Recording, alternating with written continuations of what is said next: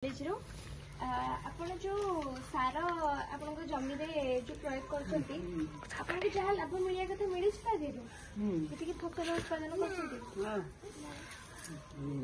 ପରିଶ୍ରମ କରିବ ଯେମିତି ପରିଶ୍ରମ କରିବ ସେମିତି ଫଳ ପାଉଛି ଆଉ ଆପଣଙ୍କୁ କିଛି ଅସୁବିଧା ଆପଣ ଅସୁବିଧା କଣ ଆଜିକାଲି ତ ସାର ମସଲାର କଥା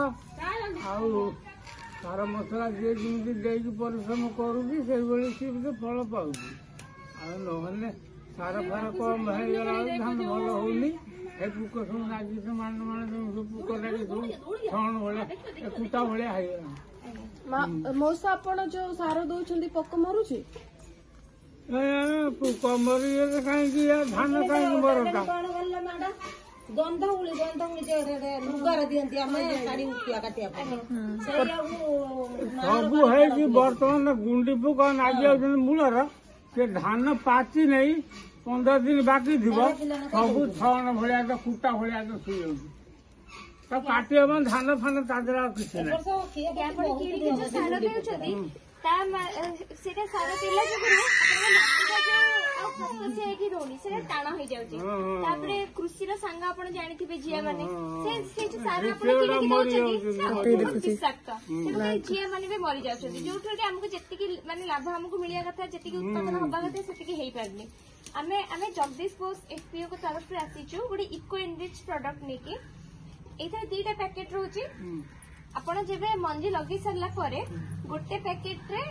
ମାନେ 20 ଲିଟର ପାଣିରେ ଗୋଟେ ପ୍ୟାକେଟ ମିଶେଇବେ ମିଶେଇକି 100 ml ଗୋମୂତ୍ର ଦେବେ ମିଶେଇକି ତାକୁ ସେଇ ଜମିରେ ଆପଣଙ୍କର ଛିଞ୍ଚି ଦେବେ ମଞ୍ଜି ଲଗେଇଲା ପରେ